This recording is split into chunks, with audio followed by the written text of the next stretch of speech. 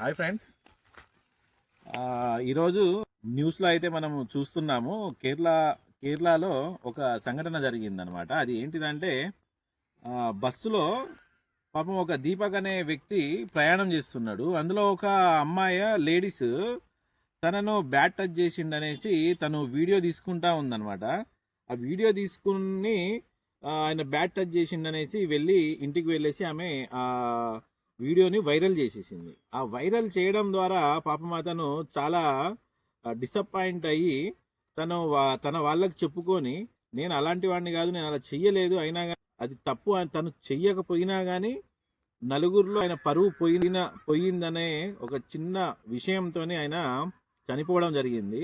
అయితే ఇప్పుడు ఈ వీడియో మీకు చూపిస్తా, చూడండి. ఎంత రద్దీగా ఉందంటే ఆ బస్సు, అంత రద్దీగా ఉన్న బస్సులో ఇలాంటివి కామన్గా జరుగుతూ ఉంటాయి. ఎందుకంటే ఆయన ఏదో జేబులోకి వెళ్ళి పెన్నే తీయాలి, లేదంటే ఏదో స్పెడ్సే తీయాలో, ఏదో పర్సో తీయాలో, ఏదో ఒకటి కామన్గా ఇప్పుడు ఒక గంట, ఒక అరగంట జర్నీ ఉంటుంది. ఆ జర్నీలో ఇలాంటివి సాధారణంగా జరుగుతూ ఉంటాయి.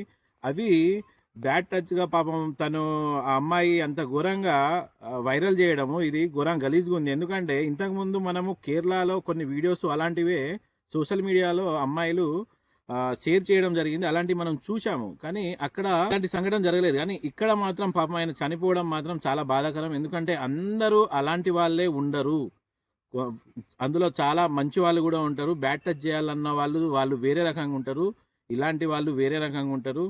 అందరినీ మనం ఒకేలాగా చూస్తే ఇలాంటి సంఘటనలు జరుగుతాయి. కాబట్టి ఇప్పటికైనా మహిళలు, అమ్మాయిలు ఇలాంటివి కొన్ని చూసి జరగకుండా ఉండేటట్టు అవి నిజమా కాదా అనేసి మీరు ప్రూవ్ చేసుకున్న తర్వాతనే వైరల్ చేయండి. ఇంకేమైనా కేసులు పెట్టాలన్నా కానీ చేస్తే బాగుంటుంది అనేసి నా ఉద్దేశము. ఆ వీడియో పూర్తిగా చూడండి మిత్రులు.